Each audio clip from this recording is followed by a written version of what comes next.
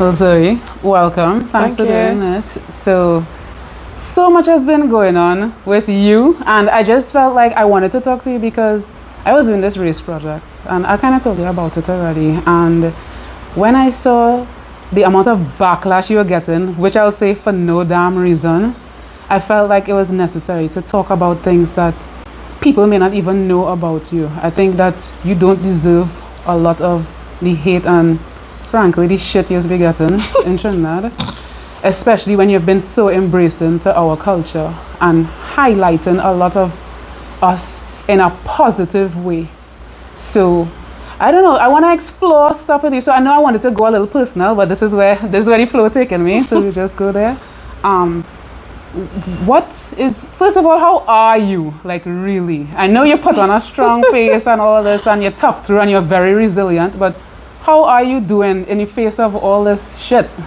I think generally I'm a bit sick of social media, but that's not necessarily in the face of anything specific. It's probably just the fact that for like 4 years, pretty much every day, I've woken up and be like, what can we film today? Like, even on the days when I'm not really feeling to film or whatever. And I think waking up every day for 4 years and seeing, you know, people threatening you in your inbox or people making memes about you being a hoe on Facebook or whatever. Yeah. Like, I don't really care because these people are irrelevant to me, but like at the same time, I feel like I'm just getting a bit like bored of it by this point. So like, having poured everything into this for 4 years, and now I feel like I'm sick of it. I feel like, oh, like I don't know what to do now. What would and, you like, rather be doing?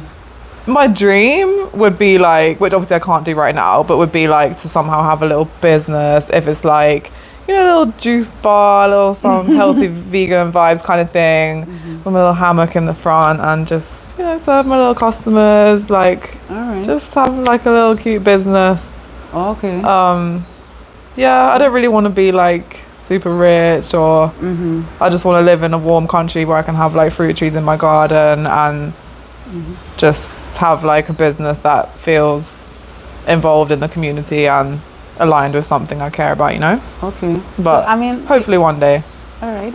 I realize that you said that you get death threats, which I think is a big thing, like sickening, but you also feel like these people don't really affect you. So is there like a disconnect, or you truly are unfazed, or is there like a defense that you put up in order to deal I with think that? you become, like, after it's so much, because there are certain things, it's constant, yeah, but there are certain times when it's more. So for example, when I came out with some music, I don't know if you, Yeah, I saw some, yeah. like during that period, it was crazy, like the kind of threats and things that were being said about me and blah blah blah. So, and there's been other things throughout the 4 years. So why do you think the music video made people so threatened or triggered?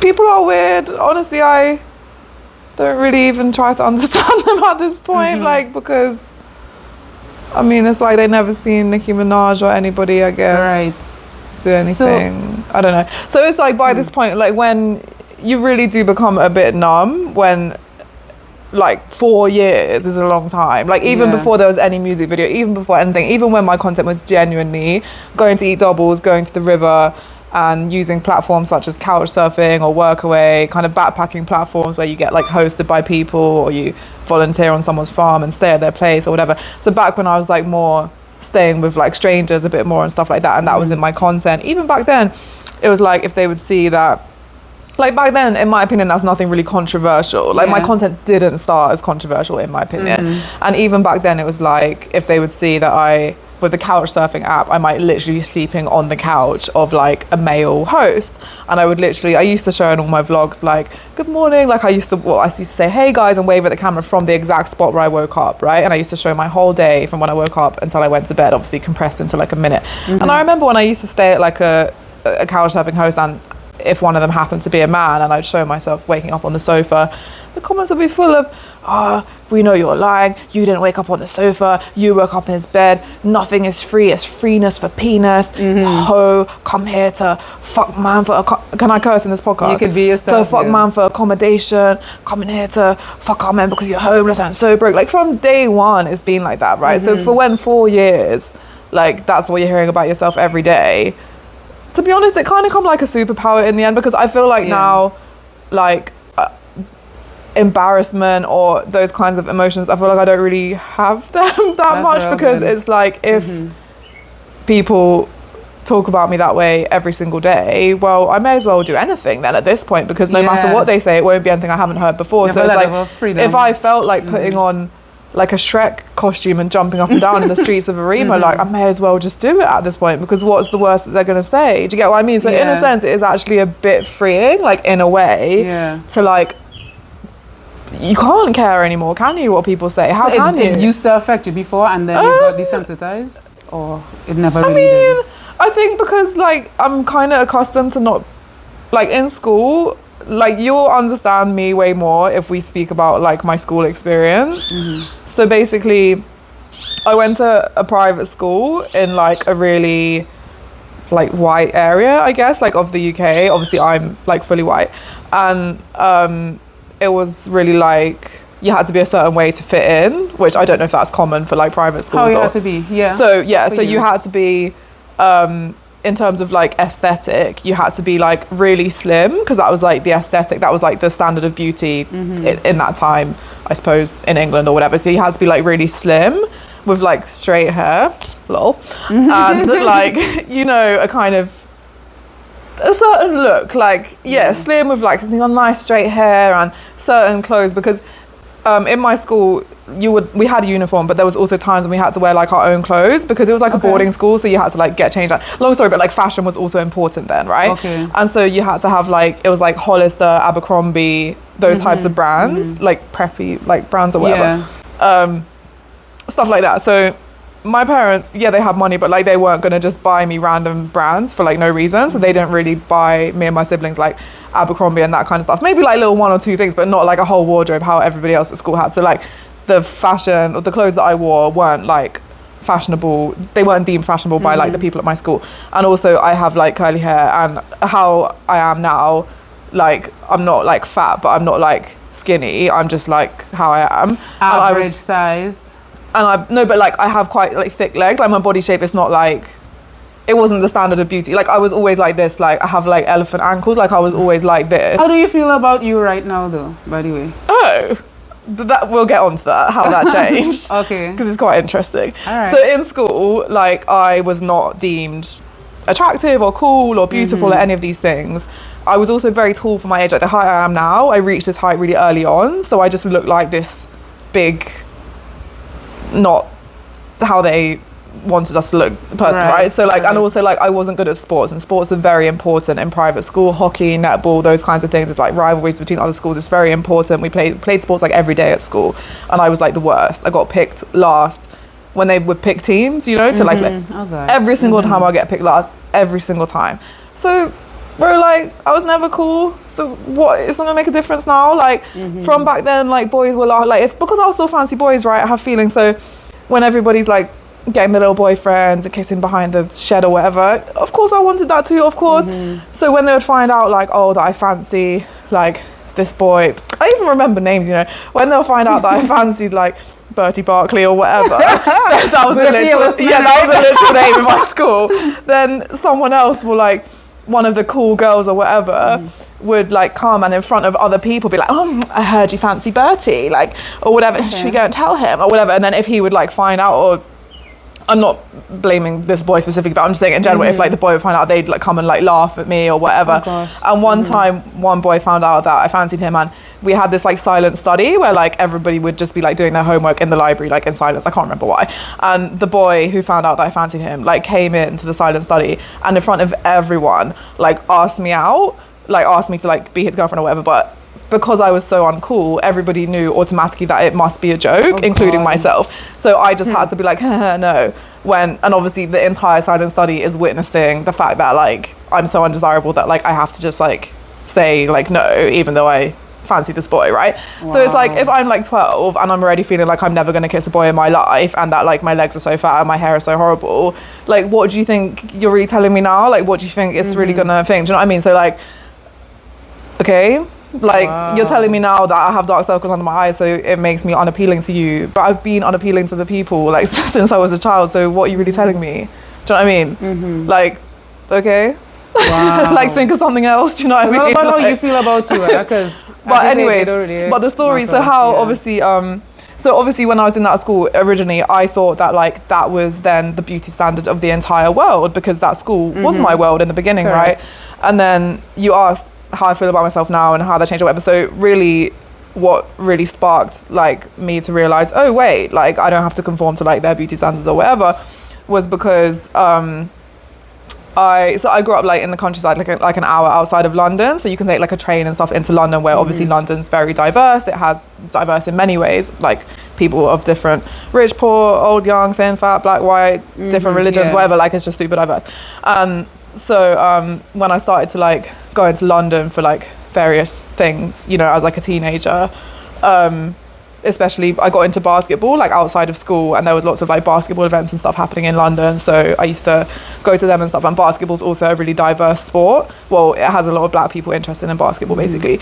So I think I saw that on a podcast. yeah, like, so you to met put it Caribbean bluntly, people to be there. real, yeah, to put it bluntly, the first like people that ever made me feel like normal were basically the people at basketball, which was Black heavily people. right, they weren't all black, but you get me, it was heavily like a black space. And especially the first, because let's be real, as women, we're in a misogynistic society, we're in a patriarchy, so like who's going to make us feel desirable about our own bodies? Well, men, right? When you're a teenager, it's going to be like the gaze of men that But if makes you you have female friends that are like a yeah, but you know what I mean, like support to you, unfortunately it is put on us that like the male gaze is what's important, right? Okay. So like I first realized that, let's say, thick legs can be sexy or whatever, when certain men, which were from basketball circles or whatever, so Black men. right, Yeah. were like, oh, like you're thick, you know, like. And when it first happened, I was like, what does this mean? Like, is this, good? Is this bad? Like, what? Like, Yeah. And then I realized, like, hold on.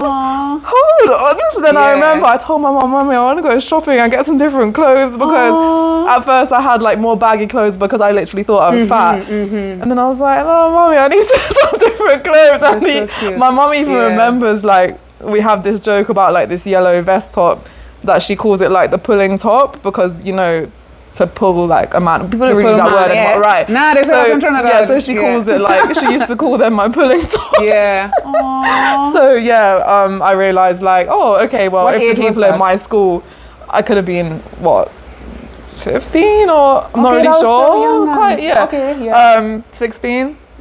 So like, yeah. So I then was like, okay, well, these circles of people that are in my school, so basically rich white people to generalize, I was like, well, I don't care if they think I'm ugly, like I don't care if they think I'm fat, like why would I care when like outside of this small bubble of my school, Yeah. there are plenty of other people who will treat me normal And or see you as whatever. sexy. Yeah, so Yeah. fuck you lot, like, do you know what I mean? Like why would I care? Yeah. Like, so then I got my first boyfriend when I was like 16, 16, 17, and he was from basketball, and his parents were Jamaican, but he was born in the UK as far as I remember. Okay. So his family, he was like British Jamaican from like South London, and that's when everything really, you know, go to like his family barbecues, had like the rice and peas, blah blah blah, and then that's from there everything. It's basically why I'm here today, you know. Well, Wow. I mean, from people at basketball really, but yeah. So yeah, that's really when I realized That's like so deep. that there's not really something wrong with me. It's more something wrong with my school. Do you know what I mean? Yeah. Every country has its aesthetics. Yeah, or just every circle, like every social circle has. True. And aesthetics change over time as well, because I remember when like I got a bit older, I feel like different like body types and stuff started to be appreciated more That's widely. true. Anyway, like the BBL era came, Yeah, right? exactly. Whereas when I was like, because I'm 33, so when I was like, you know, 15, the BBL era, it wasn't there at the time. The aesthetic, the fashion was more like slim and stuff. So when you talk about like the male gaze and stuff, let's just go back to that too, right? Well, I do think that women could empower each other. No, of course we can, but it's just like, unfortunately, especially as an impressionable teenager, we unfortunately sometimes especially grow during up high school thinking, era, yeah. oh, As I soon should as- do my hair how the men will want or whatever. Like, it's unfortunate that we feel that way, but you know, we're raised in a place where like anti-aging creams are everywhere being advertised on like billboards because women aren't allowed to age. Oh, because why? Because men will think we look like an old granny, you know what I mean? So like it's just forced upon us, isn't it? Like, Yeah, I always feel like I felt like I kind of stuck out in secondary school as well.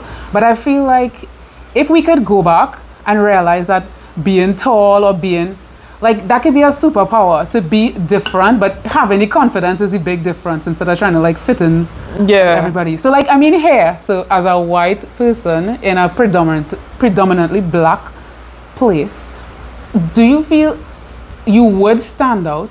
But Well, you would get a naturally lot you'll of stand out. attention, and that could be something that could be confidence boosting as well.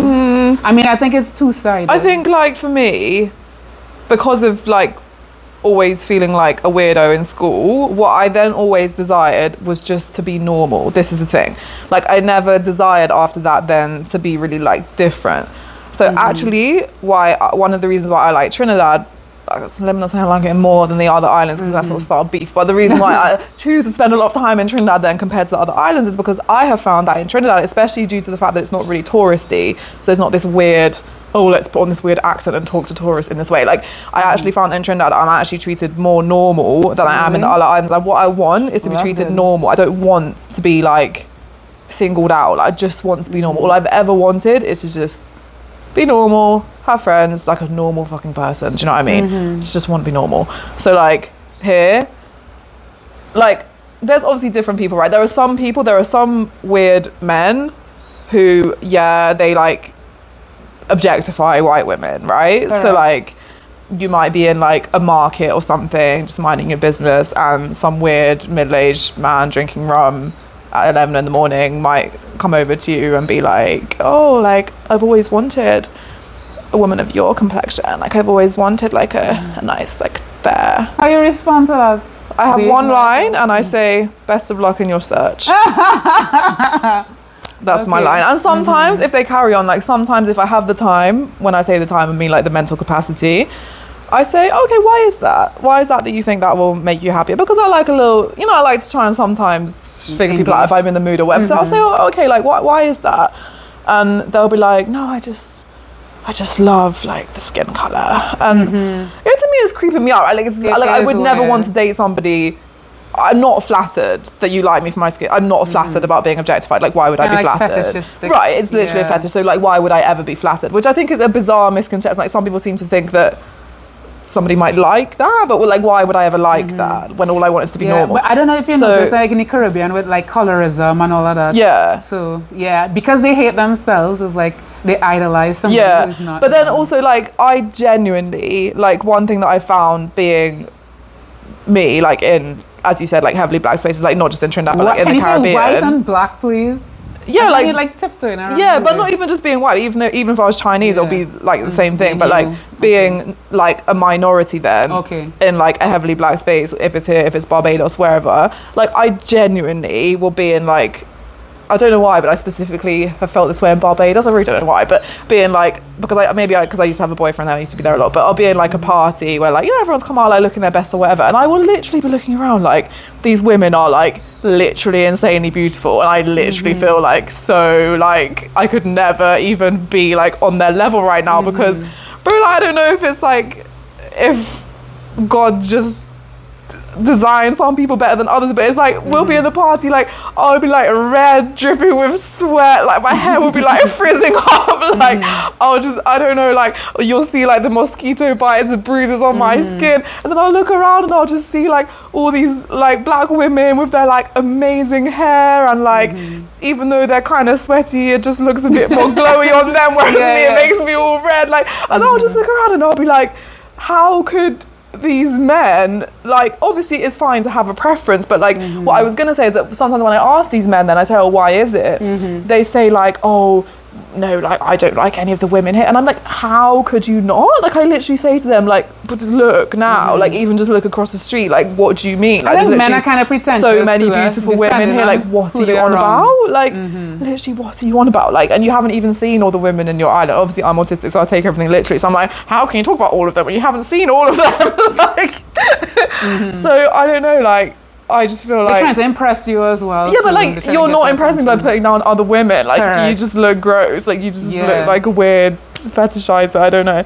So do you have a preference? Because I think attraction is multifaceted. People are attracted for all kind of reasons. People don't realize sometimes it's social attraction. So let's say you don't like his skin color, and you see somebody who's different, so you idolize and you're attracted. Yeah, I mean, Then you have, yeah. like, different reasons why people are attracted. Yeah, I mean, I think naturally, like, personally, I would date, like, anyone. I don't, like, mind. There's not a race that I would never date, or, I mean, it can be a man, it could be a woman, whatever. Like, there's not a human that I say I wouldn't date. Like, okay, but definitely, if I could, like, picture the sexiest man in the world in front of me right now and create him with AI or whatever, then yeah, like, he would be black.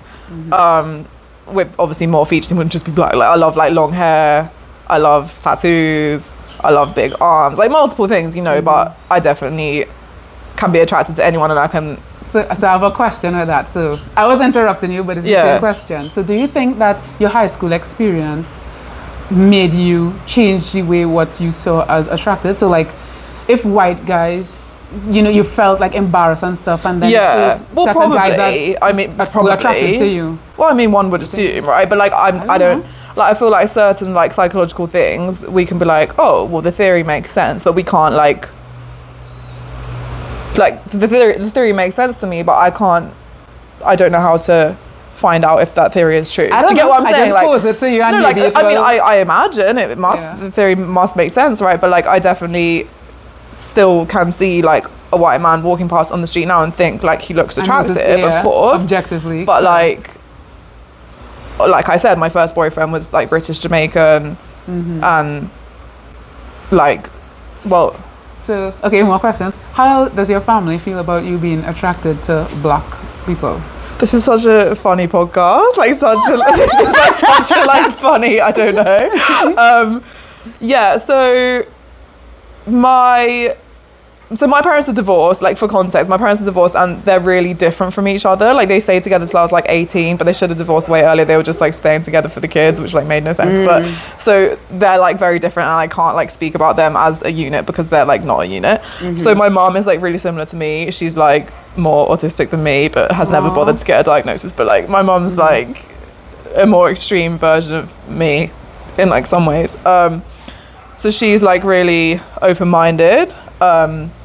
And she, like, understands me a lot, so she just kind of trusts, like, my decisions, you know. And she'll always listen to, like, my reasons and stuff. So she never even, like, questioned really anything about. She didn't really question much about any of my life decisions, really. Or she might have, like, reasonable questions, but she wasn't really, like, resistant to really any of my life decisions, I don't think. And my mum literally just takes, like, each person for who they are and each situation for what it is. So she never even commented on any of my choices that kind of way. Strongly about it? And I think my dad kind of didn't really, like, understand, like, when I started you know, going to London a lot, into these, like, basketball spaces and stuff like that. He supported me, like, he would drop me to the train station, whatever. Like, my dad's always, like, supported me in those ways, but I think he's come with, like, more questions because he hasn't always, like, understood so much. So I think originally he, you know, he did say some things a few times, like, oh, you know, do you think you're gonna maybe bring home somebody who, you know, is from around here? Or, you know, he would, like, say certain things like that, because I suppose he might have had a vision for, like, how his children's lives might have gone having sent us to private school. And, you know what I mean, like, it just probably wasn't the vision. Like, he probably didn't envisage, like, his. Does he have a standard for what he thinks would be the perfect family for you, or does he have a conception of black people that is fearful for him? I think he probably, I don't know what is his conception of black people, because I've never tried to squeeze that out of him. I mean, actually, I've had some difficult conversations with, like, my dad's side of the family about, like, race, because, for example, this is a bit of a tangent, but, like, during the BLM protests, there was, like, you know, the BLM. Black Lives Matter. Yeah, right. Like, that was quite a long running thing in England. Okay, it spread to England too? Oh, yeah. I mean, it was. I thought it was just like an American thing. Yeah, when George Floyd was killed, like, it came to England, and there were protests, like, every weekend and stuff. And I've always been quite, like, outspoken about what I believe and stuff. And So obviously I went to those protests. That was really what got me into protesting, actually, because before that I'd been more outspoken, like online. I'd done like volunteering and like that kind of activism, but I hadn't really been to protests, I don't think, if I'm remembering correctly. I think that was my first like set of protests. So me and my sister went to those protests, and we got like so into it that, well, I actually ended up losing my job because I wouldn't stop going to these protests. And I also ended up falling out with some people from me and my sister ended up falling out with like some people from like my dad's side of the family, because we just found that, yeah, even with my dad at that time, there was some very difficult conversations. Like we kind of, I guess we just see things differently. Like my dad sees it as like, you're either a racist person or you are not, whereas me and my sister see it as, not just with racism but with homophobia, with everything, me and my sister see it as like, okay, if we're white people, then like we are all on this like spectrum of where in our lives at one point or more than one point we will do, say, or think some things that are racist, because we've grown up in a country or a society or whatever where racist things are put upon us from like the media, from movies, from the newspaper, whatever, you know. And so at one point, whether it's because we're a child and we know no better, or whether it's because we're an adult and we've only ever consumed this media platform that is inherently racist, like we live in capitalism, like we, you know what I mean. Do you think everybody is racist? Yeah, like I think everyone's like on a scale. I think everyone's racist, everyone's homophobic, everyone's misogynistic, like on a scale, right? Because we are born into a world that exists under capitalism, meaning that the world that we are born into is homophobic, is racist, is sexist, is all these things, is ableist, whatever. So we all exist like on that spectrum, right? This is what me and my sister were trying to explain to my dad, and we were like trying to explain to him like, all of us, no matter like how much we try to be the best person we can, like all of us need to, if we care, need to like read articles or listen to podcasts or whatever we feel we can do. With different people. Yeah, like listen to perspective, whatever, to like do better, because we are absorbing like racist, sexist, ableist like things every day, right? Like I grew up like hearing, I don't know, probably racist jokes in school. I grew up, well, not just me, but most people in England, you know, grew up seeing so many headlines about this thug and this, you know what I mean? Like seeing black men especially painted in the media as like thugs, seeing black women painted in the media as violent, as crazy, as too loud. We can't help that that's how we grew up, you know? So naturally then, in my opinion and my sister's opinion, which is what we were kind of trying to explain to my dad, like all of us, my dad included, us included, exist on this spectrum of like racism, right? And all of us then, if we want to like move to the better end of this spectrum, need to put in work, whether that's as we said, reading a book, doing this, whatever, like listening to the speeches at the protests, whatever. And so me and my sister were like, well, we actively do that, like we want to. That's why we have certain books on our shelf, that's why we follow certain Instagram pages to read the things or watch the reels or whatever. Like that's why we go to the protests or listen to the speeches, whatever, because we want to like be better and what stuff. What about your experiences? But my dad's like, I'm not a racist. I'm not. And he can't, like, he doesn't get this concept, right? So, like, that's why we kind of end up, well, I guess that's maybe what sparked us kind of falling out with our dad in a way, like, during that time, is because he then took it as an offense, like, oh, that we're labeling him a racist. Whereas in our head, there isn't a racist or a not racist. It's like there's just a scale that we all exist on, you know? And still to this day, he doesn't agree with us, but yeah. But like he should be on a podcast. But we he will not have time for that. But like somebody else on my dad's side of the family literally ended up leaving the group chat, and it was this whole big thing because during when me and my sister were going to these protests, like certain members of the family or extended family were like putting it, like somebody, well, I'll never forget, like we were so enraged, like somebody sent this article about how like George Floyd had this like history of like doing some crime and stuff, and we're like, okay, so should he be murdered? Like, why are you even provoking? Like, why are you even putting it, like, you know? So then it just ended up getting really explosive, and we kind of fell out with, and it's never been the same since, actually, in my extended family. But that's a tangent. What were you saying? Okay.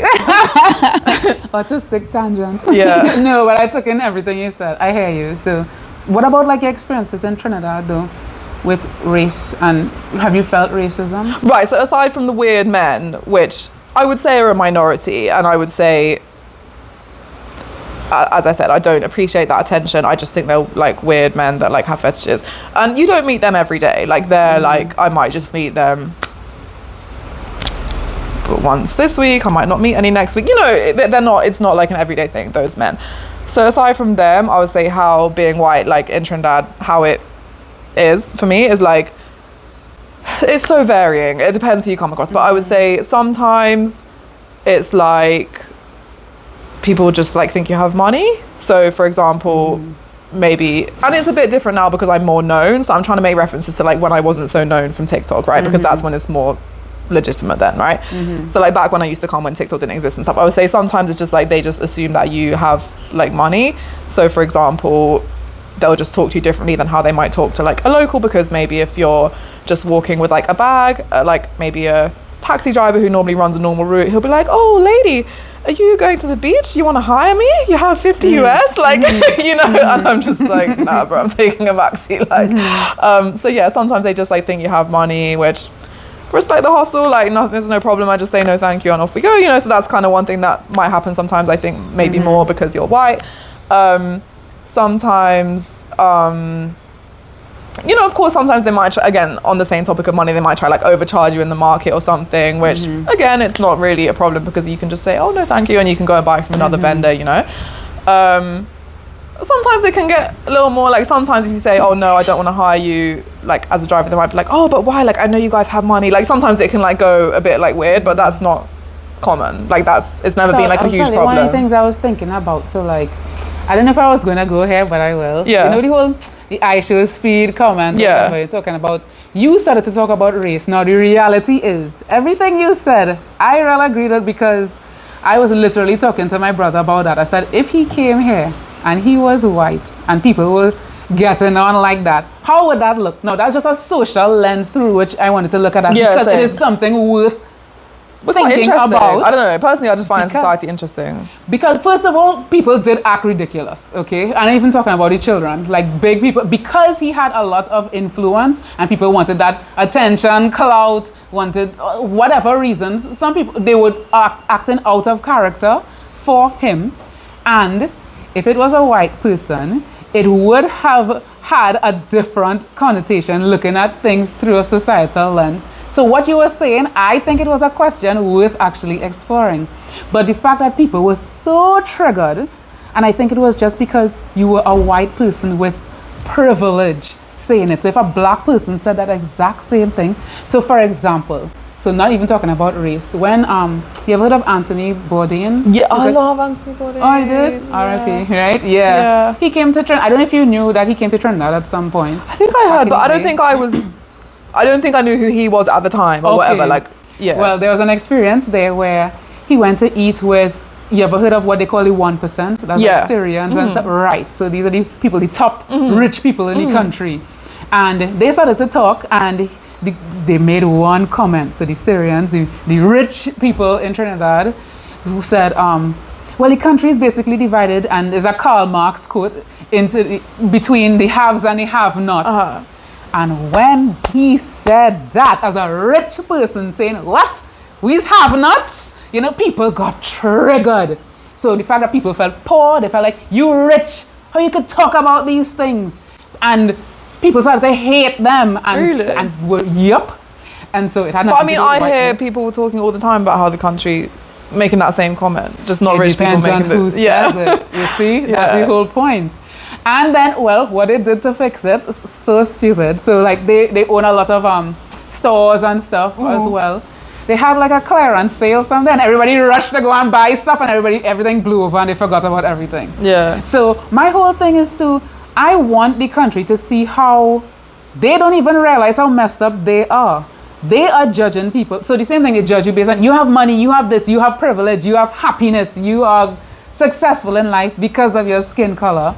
They're comparing themselves to you. So if they feel miserable, or like their skin color makes them ugly, or that they are poor and you are rich, then they will feel triggered. Or so some people might elevate you because they see you as better off with all these ticks because of comparing themselves to you. And then some people will hate on you because they'll be jealous, thinking that you are better off because of all these things they perceive of you. Yeah, but I mean, I think the whole like privilege thing, like, I think it. Do you think that exists? But I mean, of course, it exists, but in so many ways. So, like, anytime we meet, like, if someone comes and knocks on your door right now and says, "Hello, I need some money," right? The first thing you're going to do is make an impression of that person in your head before you evaluate, am I going to give this person some money? Am I going to let them in my house, right? And we're going to evaluate that on, like, multiple things, not just skin color will probably be one of them, how they dress, how they smell, how their accent is, what language they're speaking, if they have decent mannerisms, like so many things, right? Yeah, so like true. there are so many privileges that all of us are walking with, like some of us are walking with more than others, but for example, like being straight, you're not going to experience homophobia, so that can be a privilege in many settings because you'll be much safer as a straight person you can love than who you want an LGBTQ plus person in certain settings. So being straight can be a privilege. Having English as a first language is a huge privilege. Like when someone comes and they knock at your door, whatever, and they can't even speak the most common language in the world, the most accepted language in the world, well, they don't have that privilege, right? Like there are so many even online jobs you can get simply because English is your first language or whatever. Like having English as a first language is a huge privilege. Like being well spoken, whatever your skin color, can be a huge privilege because you'll be taken more seriously in many professional settings.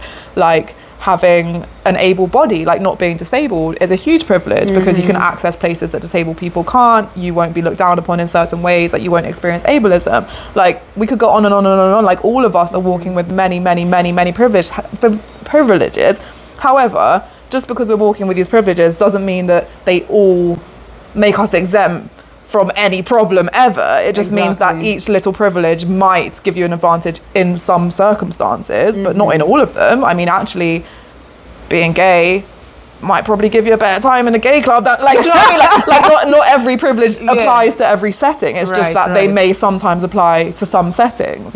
So I don't think it can be denied. Like, I don't think it can be denied that being white will cause you privilege in some settings. I don't think it can be denied that being well spoken will cause you privilege in some settings, but I don't think it's the case that having certain privileges just automatically means that you're just GT every time. Like, do you know what I mean? Like, obviously you won't. Like, I don't know. Like, I think one of the privileges that people hate about white privilege in our country, or like in a lot of black countries, is they make the privilege happen. So if it is that they highlight you as better because of your skin color, but it's because they see their skin color as negative, then they are creating the privilege at the end of the day. Yeah, I mean, I think like, obviously being 33 and having been, I first came to the Caribbean in 2013, so like 10 years, I feel like it's quite a long time. And I do honestly feel like, since I first came to the Caribbean, I do honestly feel like people, when I first came, I felt like more of this, like, which was to Jamaica, by the way, in 2013. I feel like back then I felt a bit more of this, like, compliments about my skin color and stuff. Like, I feel like there's been, like, a progress in that, like, since then. So I feel like there's less of this, like, you know, I feel like, I don't know, there's less, I don't know what to quite call it, but there's less of this, like, I suppose, idolizing of, like, fair skin or whatever. I feel like there's less of it now than there was. And I feel like, just all I can speak on is like my personal experience and what I know about. So like in my personal experience, like I feel like the privilege, because as we said, being fetishized, it's not a privilege. I can't gain anything from these weird men in the market who want to fuck me because of the color of my skin. So that, in my opinion, being fetishized, it's not a privilege, right?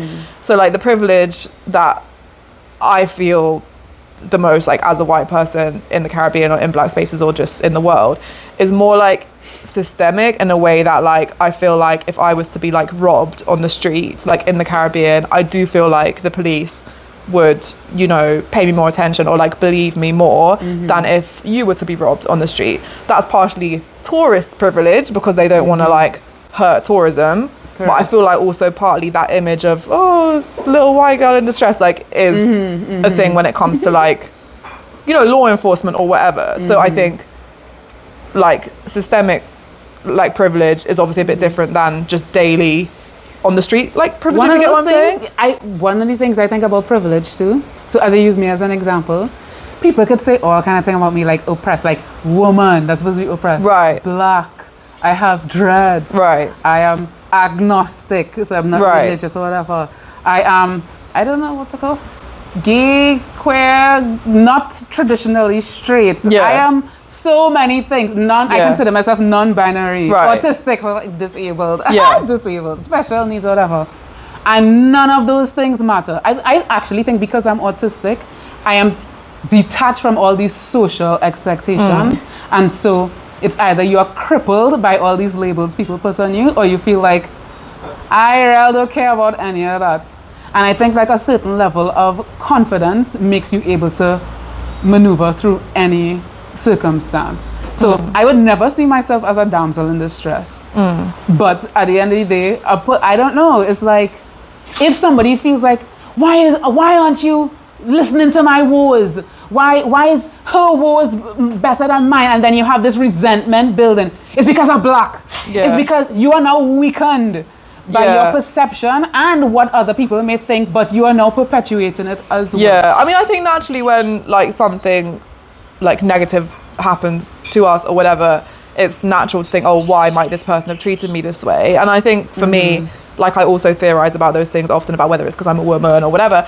And like, yeah, I think it's okay to like say like, oh, I'm kind of suspicious that he could have treated me that way because I was a woman. But I don't think I'd ever make that claim like, oh, it was 100% because I'm a woman or like whatever. So I feel like sometimes it's just important to have that distinction. I mean, even think about this. If somebody looking at you, depending on your self-esteem, would be like, oh my God, there's something on my face, or oh my God, I'm beautiful. Of course they're looking at me. And that could make the difference between how the experience turns out. But in terms of, I just find it a bit actually laughable how I feel like some people, I could be wrong, but the impression I have, keep in mind, I don't watch most of the videos people make about me and stuff, so I'm only absorbing like some of it, right? But I am under the impression, just from what I've heard some people say or whatever, I'm under the impression that some people in Trinidad are under the impression that I can genuinely get through with whatever I want here, break every rule, blah, blah, blah, nothing bad will happen, like because I'm white. And I can't share everything that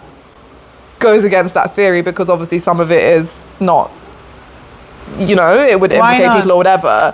But it's just so one example, no, because some things are like it would literally implicate people. Like, but an example that I can't really go into, but I can like kind of touch on a tiny bit that I found so laughable was, do you remember when they announced that Trinidad people would now need a visa to visit England? Yes, oh my God. Right, and this obviously blew up for reasonable cause. say that affected me. Right, and of course, fair enough to be angry about that, have your opinion, whatever, but a lot of people were actually bringing like me into this conversation and were like, oh, but like Travel with Zoe overstays her Trinidad stay all the time with no consequence and like blah, blah, blah. And they were making up these like bizarre things about me that I apparently overstay my stamp. She never even gets questioned at immigration, like as if you're there when I'm going through the booth. Like, this is all like weird claims to make. And even somebody shouted something at me on the street that day when it got like announced, because people, even like newspapers were contacting me in Trinidad to comment on this thing as if I'm in the High Commission. Like it was very strange.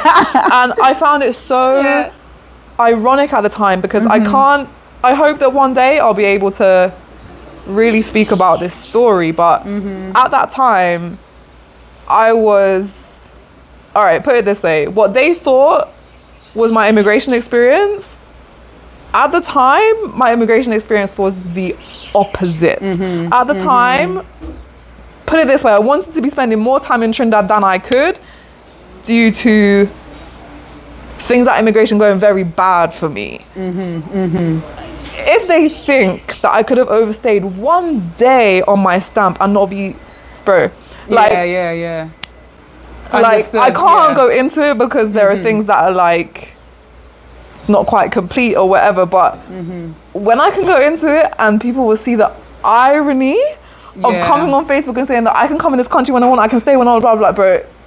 When people trust me, if that had been true, they don't care. I would have been here a lot more than I was, put it that way. Like, and I was actually going through a lot of things at that time regarding that stuff. And so to see people be like, I was like, I wish. I wish this, right? Because bro, if the white superpowers were to the level that these people thought, my life would look so different. Correct. Like, understood. I would be on millions of followers because I would just be able to waltz here, get this, waltz. Like, Correct. I would be like so much richer than I am. Like, bro, if the white superpowers were to the way that these people paint it, my life would be Little a do they million know. times different. Exactly. Even like the way how they think I can get what I want as well. Something I find so funny is that, for like, this just to give some examples of how I can't just get what I want, right? So I used to like stay by like friends and stuff. When I started to come to Trinidad a lot, I used to like stay by certain friends, you know, contribute some money to like maybe use a spare room while their nephew was away or whatever, Right. contribute to some bills, whatever, you know, different situations. But in the end, I was like, I want to have like my own space because I'm coming so often that I want to. And at this time, I knew that I'd be coming for like 4 out of the next 6 months, like in total or something like that, you know, because of the coming and going and stuff. It was going to add up to like 4 months out of the next 6 or something like that. So it reached a point where I was like, okay, I want to just pay for like a studio apartment for 6 months, even though I'll only be here for like half of it. I want to just pay one time for like a 6 months a studio apartment or 1 bedroom, whatever, the cheapest one I can get that's near, you know, public transport, near Port of Spain, so I can go to City Gate, stuff like that, because at this point I want to be able to invite my friends over, I want to be able to leave my mess, leave my dishes in the sink. I'm just fed up of like, I'm 33, like, well, I was probably like 31 at the time, like fed up of like staying by people all the time. So, you know, in Trinidad it's very common for there to be like rentals and stuff. We see it all over the Facebook groups. There's not exactly a shortage of like apartment rentals in Trinidad. So I had in my head like, I'm gonna go in these like long-term like rental groups and just see, because usually a minimum tenancy might be like 6 months, right? So I was just going to approach some people and be like, oh, can I just get it for the 6 months? You know, I can even pay up front one time, like whatever. I probably wouldn't need it after the 6 months, as, you know, it's just for the short like travel plan or whatever. And, you know, there are so many vacant apartments. I'm sure many people would be glad to like have that income if I'm ready to move in one time, ready to pay up front one time or whatever, pay a deposit one time or whatever. So I thought like it'll be kind of easy. And plus, like, I know a lot of people, and naturally having a big network, like, it makes things easier. So put up some things on my story. Oh, does anyone know any empty apartments? Join the groups, whatever. And at that time, I was like making the music with Big P and stuff, who obviously certain people in this country may discriminate against people who look like Big P and whatever, and obviously by association. Yeah, so that's a whole topic by itself. yeah. But yeah. Go ahead. So I went to see some apartments, and I had the cash, had everything, and it was more than one apartment that wouldn't rent to me, as in because of, they didn't really state their reasons, but they didn't want to rent to travel with Zoe, despite I had everything. What do you think the reason was? Well, as I was saying to you before, I'm not going to make no claim, but Okay. But you get me, like, obviously I can theorize that maybe because of who certain people who I'm deemed to associate with, because of who I put in my content, they So that's their own judgment and think that discrimination. either they think that they don't want those friends coming over, or maybe they also think that whatever they assume. Like birds of a feather. Right, so even though Big P is simply making music, they might assume because of how he looks that he's also doing some crime or whatever. They might then assume that I'm doing that same crime, or like, I don't know, I really don't know. Right. But I just think it's very funny. I just always have to laugh when people are like, oh, she That's can just so deep. get which ones, because I'm like, wish I could have just got an apartment, bro. Like, you know what I mean? Like, simple things. Like, I want to talk a little bit about autism. Do you think, like, because I would say, less socially speaking, so as I talk about Big P and these people or whatever from different areas and look a certain way, socially speaking, the stereotype is that a lot of white English people, foreigner people, would not associate with that. Like, even if you say, like, if you want to look at it as race, in Trinidad, white people in Trinidad would not associate with people like that. Do you think that you are different? What makes you different? Do you think, I was thinking, I don't know if autism and just having a less judgmental worldview, or what do you think makes you different where you can associate with anybody and not have those judgments? I mean, I think it probably partially does go back to the whole like school experience, because again, like I said, the first space I ever felt normal in was a predominantly black space, meaning basketball. And after that, it was then like the UK soca scene. There's like a small section of people who listen to soca in the UK, ended up getting into that after going to my first carnival. And that's also a predominantly black space. And I also felt very normal and happy and like safe in that space as well. So I think I kind of like, we associate things like subconsciously, we associate things or groups of people with different things like subconsciously, right? So some people might associate I don't know, Chinese people with being rich, or some people might associate, I don't know, big fat white women as being friendly and motherly, or like we all associate, we have like different, do you know what I mean? And so I think that from like quite young, to be quite honest, I just associated black people with like safety and stuff. I don't know, like, and actually, and I all think types of black people or certain demographic of black people you're associated with feeling safe around. I suppose they were people in Trinidad don't feel like that. Well, actually, pause. I feel like I've now realised another thing. So, like, I always feel like, because of how I always felt like it was weird that, like, you couldn't be accepted in my school unless you were this really specific certain way, which is not even your own fault. I feel like that initial experience really made me question, like, just, like, systems of, like, society. And so I feel like, and also I remember where I grew up, it was, like, very safe, countryside, white area, whatever.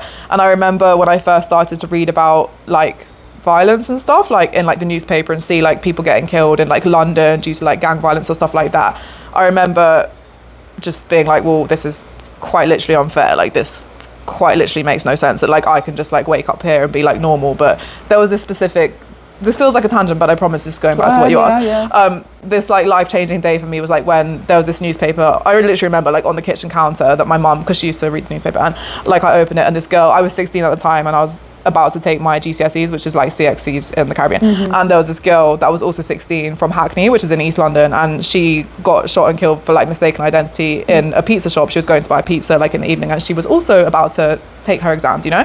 And obviously I read the article, and it spoke about like gang violence and this and that, whatever, and like that was when I really was like, but this system is really fucked, because like she could be me or I could be her. Do you get what I'm saying? And like she just literally went out to get a pizza, like, so I was like, this is just literally so unfair. Like I was just like, the world is really fucked. And like, it was a black girl? Yeah, she was black, yeah.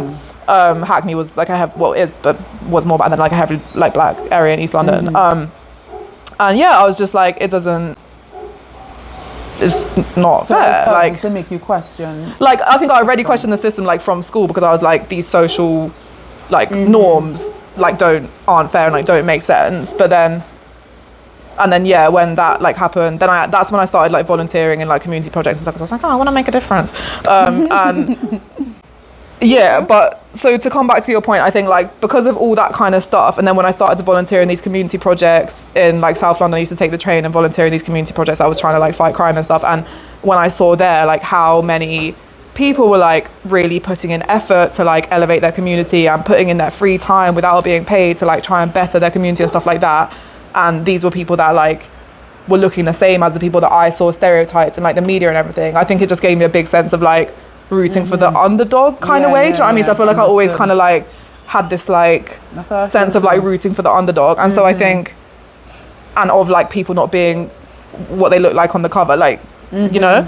So I think that kind of stuff, like a combination of like the volunteering and like seeing so many, not really necessarily even just black people, but so many like working class people, so many just different types of people that wouldn't be necessarily glorified in the media, you know, doing things for their community and welcoming me, welcoming anyone like into those spaces and stuff. I think it just always gave me like a strong sense of like just vouching for like the underdog and like believing in the underdog. So I swear, like if I'll be like walking home from when I was like a teenager, if I had to walk, like not even home, walk from like a train station or something in the dark in like South London, and it's like a bit creepy because it's a bit late, like I'm not even joking, I will go and walk near like the 3 black boys in a hoodie, I'm not even joking, that are blasting music off their phone and like smoking, because for whatever reason I truly feel like that will just be normal. I don't know.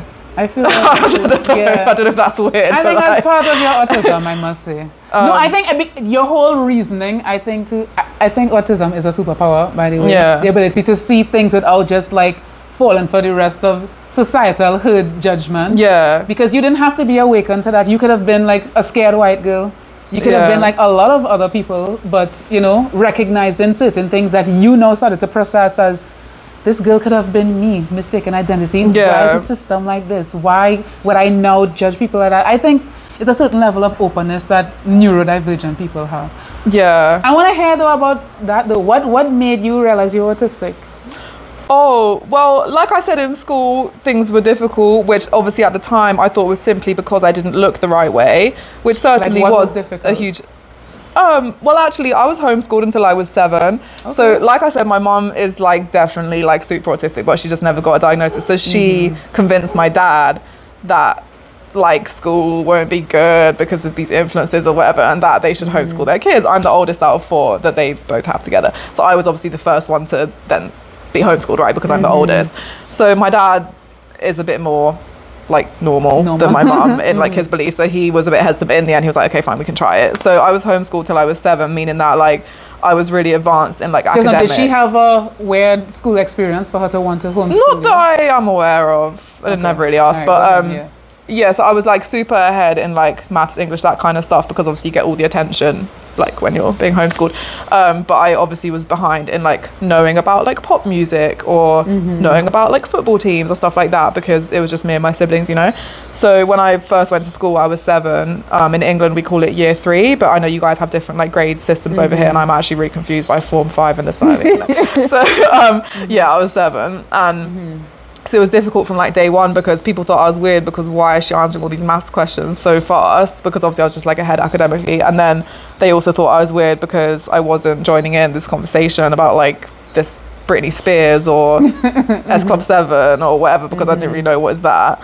And I didn't have like, you know, they had these certain little bracelets that they're trading and Pokemon cards, all this. I'm just like, what is that? Like, social stuff. So I suppose initially I just thought, oh, it's just because you've been homeschooled that you're not understanding these social things or whatever, you know, and it's just because you're good at academics and not good at sports that you don't fit in because they're sporty and you're not. And so I just kind of thought it was just all that, why I found it difficult. But then now when I look back, like I realized that it's also like autism, because I also like never even really had like a desire to like join in with like certain things. Like I feel like I always just was cool with just being like a fly on the wall in a way for like a lot of things, and just like analysing what's going on around me from like a David Attenborough perspective. Like this one is trading bracelets, like this one they're playing with bouncy ball, okay, like I kind of had a desire to fit in, but at the same time I was also like, kind of chill, just like watching what's going on. But yeah, it was just always a bit difficult because certain things were also awkward for me, like when there'd be like this end of year like disco or whatever, and you had to like dance and do these like weird things. I always like found that a bit like awkward. Like I always found those things like kind of like super awkward. But again, I just thought that was because I wasn't like popular. But like looking back now, it's like because for us autistic people, that's just like super awkward, you know, like why would we want to like do that? And so yeah, like, and I just never, like looking back it just all makes sense, because I just never, even when there had been enough time now to learn about the pop music and this and that, whatever, like I did learn about it, but I just never was able to, I don't know, to just be normal. I don't know, I was just never able to be normal. And plus, so when I got into watching basketball, I was like 12. My dad took me to a professional basketball game at the local sports centre, and like I was saying, I then ended up going to basketball things in London like because of that, right? And you know how autistic people, we have like obsessions? Bro, I could tell you, I could not miss a basketball game. Firstly, I was so obsessed with it, but I could have told you the full name, the height, the country of origin, the jersey number of every basketball player. I used to cut out every newspaper. I still have the scrapbooks now at my mom's house, like these thick scrapbooks. I used to stick every newspaper article in there. Like I literally was so obsessed with this basketball team. Like I knew everything like about this basketball team, about all the players. I collected all their autographs in multiple like books, whatever. Like the autistic obsession was so real, like with this basketball team. But at the time I didn't notice it was like autistic obsession. I just thought, well, finally I found something I like outside of school. I think normal people should have that though, something that they're actually passionate about, you know. But yeah, I really realized like I'm autistic is because actually of TikTok, which is a lot of people's stories. I used to just like start to see things that I related to, so I was like, oh yeah, like makes sense. And then I just decided to speak to my GP in England, my doctor, because that's the process, is like they give you they say, oh okay, why do you think you're autistic? And I told them like some reasons, and they were like, okay, yeah, sounds like you might be, but you have to go and get like an assessment. So they refer you on to like get an assessment. So yeah, they referred me on and I got an assessment, and well yeah, bro, in that assessment, like I've never felt more understood in my entire life. Whoever that woman is, I wish we could be like friends. She can be like my auntie, because I have never in my 33 years on this planet, no boyfriend, no family member, nobody has made me feel as understood as that woman that gave me the autism assessment. I swear. That's like an autistic thing to say. She was even funny because like her little summary at the end, like it was just like funny because she was like, the last thing she said in the summary, she was like, and trust me, I would never like to have to try and win an argument with you. And I'm like, okay, you've learned me well in the space of like 2 hours. But yeah, now I look back, there's so many autistic things about me. Like, for example, I have like a special teddy who I got Teddy when I was born, and he's actually tattooed on my leg now. And growing up, like Teddy, because you know, autistic people, like sometimes we love to have like a teddy or something because it's like the only person that can understand us and stuff. So I literally used to talk to my teddy really. In bed, I used to literally talk to my teddy because it's like nobody understood me, and I used to take Teddy everywhere. Teddy had looked out of plane windows, like Teddy used to come everywhere. And yeah, he's now tattooed on my leg, and I still literally feel so much comfort from like Teddy's, because at the end of the day, like humans are never really gonna understand us, so I may as well just like talk to my teddies. Yes, even now in bed, like in Trinidad, I have like 8 teddies. But my special teddy, he's at my mum's house because I don't want to bring him traveling, because what if like a dog eats him or something. So that was another autistic thing that I realized afterwards. Oh, that's like such an autistic thing. And yeah, like certain like, did you ever feel autistic barriers, like anything?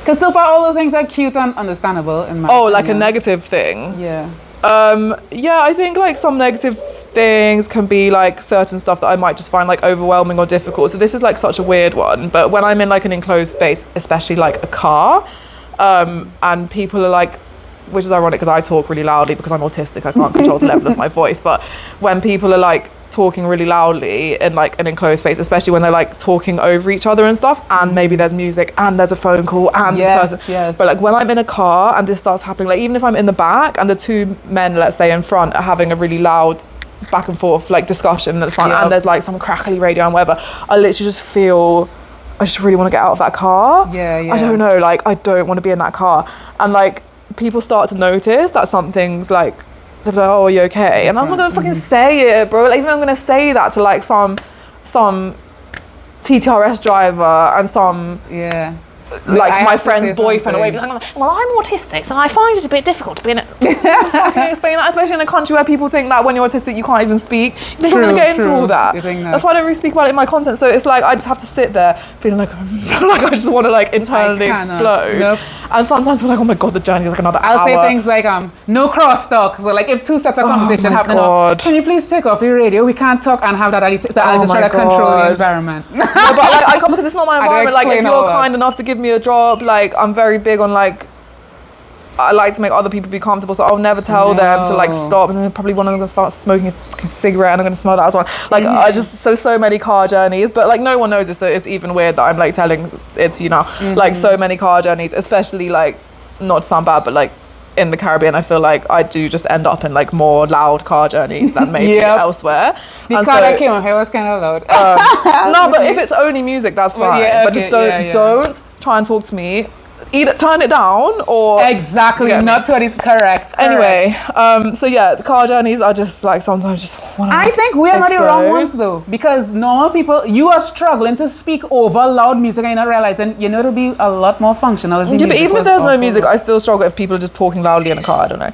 Anyways, then what other stuff do I struggle with? Like, I feel like just in like relationships, I've had like some really nice boyfriends and stuff, and like some really nice friends, but I feel like in all my like romantic relationships, because of how like I see the world really literally, and I take everything like really literally and like pick out these like individual things that people said, even when maybe that individual thing wasn't the main point of their speech, you know. I feel like it just causes like certain arguments and certain ways that you just can't see eye to eye, because I won't forget about this one line that you said. I'll never forget about this one line that you said, and I don't care what you say to try and justify it, because we take in everything, right? Like, so I feel like that. But do you think that it's because there is significance to what you are taking it, or because I think a lot of neurotypical people might say things subconsciously and it will be very loaded and they're not even aware of it, and we recognize the energy behind it, and sometimes they'll be like, oh, you're overthinking, or they will attribute that they'll be like, oh, I was just saying that, it didn't really mean nothing, and I'm like, well, everything it didn't mean means nothing, something. it came out of your mouth. Exactly. Like, so I feel like that it just can make like, because I don't think I've ever dated a neurodiverse, I feel like maybe, obviously, naturally, we are like attracted, not just romantically, but we are like, we enjoy being around other neurodiverse people, right? So I feel like probably maybe some of my like boyfriends or friends are maybe like almost on the spectrum but will never be diagnosed. You get what I'm saying? Like maybe they have like a couple of tendencies, but I've never had a relationship with anyone who's diagnosed as neurodiverse then, right? So as far as we know, they will all be neurotypical. And I just think anytime a neurodiverse person has a relationship with a neurotypical person, that stuff is going to be difficult. Like it's always going to be difficult. So I've just always felt like, yeah, like I've got I think we are here to bring awareness to neurotypical people, that there are things that they block out, that affect them, that make them sick, that they just tolerate and take as normal, and we are the ones that are sensitive enough to be able to notice it. And I'm saying that as a psychologist as well, because when you start to delve into the psyche of people and how they disconnect from certain things, so like extra noise, and people will have migraines and not realize why. I was like, look at the environment, look at how many things you're processing. You may only be focusing on one thing, but all these things are coming at you whether or not you realize it's affecting you.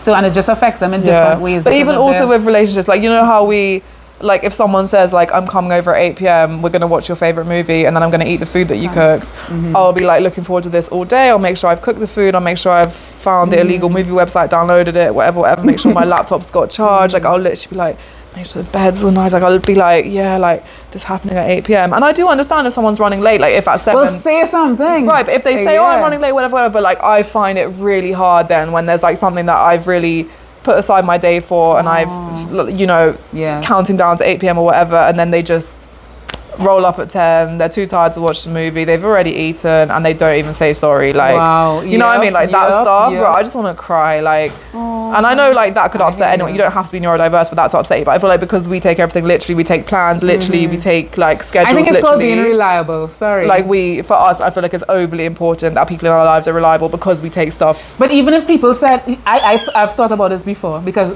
like my mother or something, like, oh gosh, come back in. I was like, when to come back? Because if she's too busy for me, I was like, give me a time. You're like, 15 minutes. I was like, 15 minutes. At least make sure that if I am counting on the time, I'm giving you the time that you said so that you are ready for me by this time. If you're not ready at this time, it's like, you took me literally, you said that. Yeah. If you said give or take a few minutes or something, then you're actually showing that there is room for leeway. And I just think it's about being mindful of what you want to relate to somebody. And I mean, I think a lot of people take for granted that others may actually care about what you say.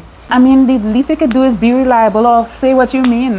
I don't know, a level of, I don't know, I think it's just purity that the world needs to develop. And I think another thing, like, you know how autistic people, we have like a really strong sense of like what we believe in, whatever that is. When we see something as right or wrong, we can't help but like live by that. And I feel like that's quite like awkward for me sometimes. So like, for example, when I was making music and I would sometimes be in a studio like with somebody else, I have my rules for my music because I'm autistic, so I have my rules for everything and I live by my rules. So my rules for music was that any situation, obviously every situation in my songs, it was like portrayed, it's like acting, it's a storyline, right? It's not necessarily my real experience, but still there's certain things I'm not going to portray even though it's acting, right? So my boundary was like, right, I'm gonna tell you. So in the songs, it can be as steamy as we like. We talk about sex in as dirty ways, like I don't care because there's nothing wrong with sex.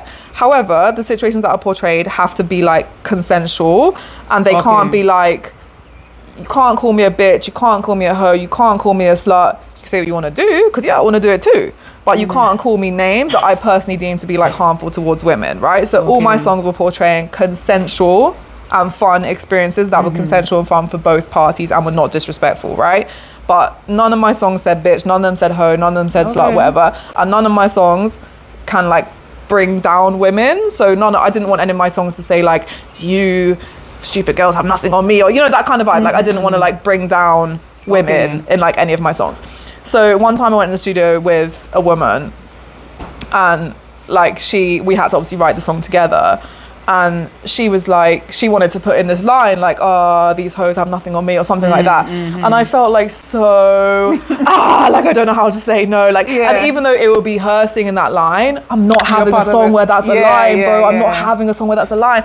And I was trying to say like, oh, I don't want to like bring down other women. And she was like, no, that's just a normal thing we say in music over here in the Caribbean. It's not like bringing down other women. And I felt like such a like, Karen kind of for like saying I'm sorry, but like I literally was like, I can't make this song with you if that's going to be a line. Like I can't have this in my song. Like, and everyone in the studio thought I was so weird because bro, it's like one line, why do you care? Like so much music brings down people, like who cares, right? Like to them it's like nothing, but I was just like, I can't bend my rules. So do you see that as a problem or something? Like, nah, I stand up for myself, like I have strong morality? No, like obviously I'm happy that I stand for what I stand for, but I'm just saying that like I feel like that process is really awkward. Like that process is embarrassing. Like that process is uncomfortable because it's been so many times. Like I've acted in people's skits, right? So a comedian will be like, oh yeah, do you want to come do a few skits? I'll look at their page. Yeah, they look kind of funny, look kind of popular. Sure, let's go do some skits. It's a good way to like get into the culture, to, you know what I mean? Get some new followers, whatever. And then I get there, oh, do you have any ideas to go back and forth? And all of a sudden now they want to make a skit where it's something about like a prostitute or whatever, and the prostitute is being laughed at or whatever. And I've only met this man just 5 minutes ago, had a good vibe in the car, whatever, yeah, here to do some skits, but now I have to bring it down onto the situation after just meeting you after 5 minutes. I have to say, well, sorry, I would never do a skit about that. Like, and then all of a sudden now the vibe's just awkward and they think I'm again like some kind of Karen or some kind of whatever because now I'm ruining their idea for their skit or whatever. Like, I don't know. Let me tell you something, this is why I think that you should be talking about the things that matter to you. Because you are deep and you see the world through. Okay, I think when an autistic person is standing for something, so the same woman will be like, yeah, we can call each other hoe and stuff, that's normally Caribbean, but there's so much deep. If you started to talk about it in a real way, people's minds would be opened. So I feel like I think that should be part of your content as well. Yeah, but then also it's like I really don't want to understand you better. I don't want to like say, I don't want to put it this way, I don't think she's a bad person for wanting to put that on a song. I don't think the comedian's a bad person for wanting to make that skit. Like everyone should just do what they believe. And so I don't really like choose to like speak about these things that much because I don't want to make it obvious who I'm talking about and as if I'm trying to shame them for having that idea for the skit in the first place or like that's whatever. That's just one experience, but the greater theme is beyond that one experience that is worth speaking about. Like how women are seen, devalued, how we step on each other to feel better about ourselves, and the way that is done, if it is spoken about from multiple perspectives, so people can see it without. But then I think also like I just like can't be bothered anymore because it's like even from this, like I don't know how many people are going to end up watching this, but if people like watch this, I can already guarantee that like so many people from here anyway will be like, she wants to talk about respecting women, but look at her song, she made a music video in a red thong, getting bent over, what does she know about respecting women? Like they won't just fucking listen, they won't just like step back out of their thing and just listen because for them, like, well, once we create dialogue, because people could say that, but if there's a response, it's like, okay, some people feel empowered about their bodies, or that, you know, what clothing might not make you. Or you can look at it from different perspectives as well. Yeah, but it's like sometimes it just be like, I just feel like it's like pointless to actually speak about what I believe and stuff because people just shut it down in 2 seconds. And I remember like even with the autism, like I've been back and forth. So you asked when I got the diagnosis, I think I never told you. I got it like maybe about 5 years ago, right? So quite recently. And anyway, I like touched on it a few times on like TikTok live and stuff like that, but like not so much in like my videos. It wasn't a problem to speak about it, I just didn't want to make my content all about that. And I just don't like how people like chew things up and throw it back in your face, because this woman, I remember I was on a live and I was talking about like autism, and sometimes people come on, they say, oh, I have like an autistic son, like I'm really hoping that he'll be able to enjoy like carnival when he's older as well, like can you tell me how it affects your carnival experience, for example. So I'll talk about it and I'll say, well, when it comes to like fets and stuff, like I like a live performance, I like to be in front of the stage when my favorite artist is singing, whatever, and sometimes that might mean that people are accidentally like touching me, because I hate like any unwanted like touch, right? But if I'm really there in the moment and I'm loving the artist and whatever, it's okay for me like in that moment because of the mood I'm in and whatever.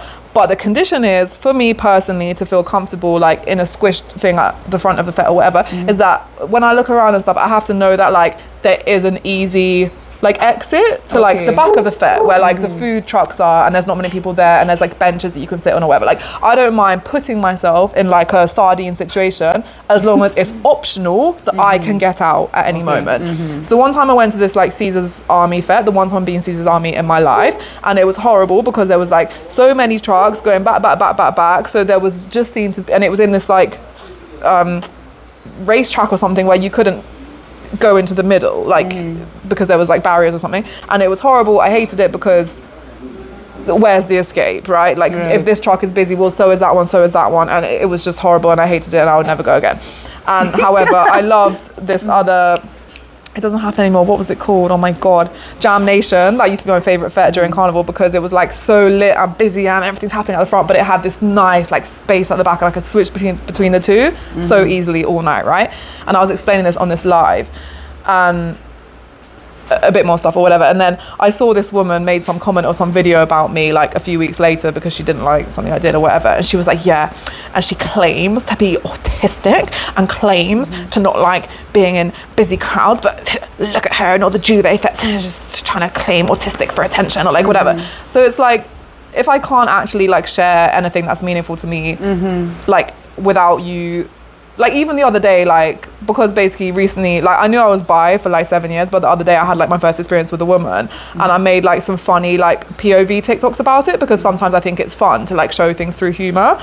And somebody was like, by the way, pretending that you're bi to seem more interesting to men is not the flex that you think it is.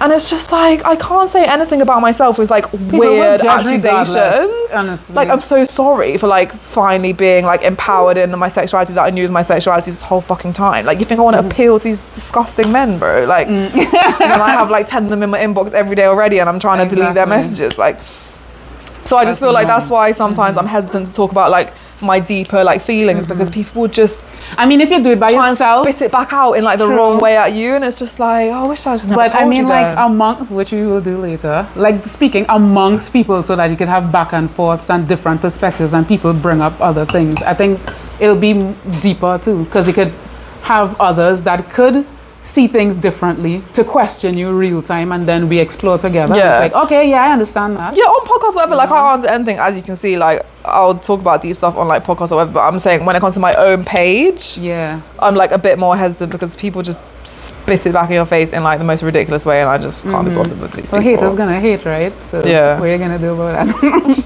So I feel we could wrap up there. I don't know how long we've been talking. Oh, trust me, probably This is about good. 2 hours. Oh shoot. I don't know, and I was expecting like 45 minutes, you'll see. But No, I always find it funny. Sometimes I go on podcasts, I say, how long is the episode? They say 30 minutes. I say, bet. Guarantee you'll be here for at least an hour and a half. They're like, no. And then, oh my God, it's been an hour and a half. Wow. But you. that's okay. You got some good stuff. I'm glad I got to know you a little better too. And I hope people get to know you a little better. Yeah, girl, keep being you, and don't study the haters, and be real. I think, you see, especially as an autistic person who feels like you have strong feelings, you are able to see things more deeply and express your passions, express your thoughts, and please don't give a fuck about what people think about it. I think that level of confidence will just like shut the haters up. Like, get into your white superpower. I don't care how that sounds, but everybody has their own superpower, your autistic superpower, your whatever superpower, whatever works for you. And don't study people who like, you know, try to stamp you down because of their own insecurity, you know? So, yeah, girl. Anyways, thank you for doing this. And yeah, till next time.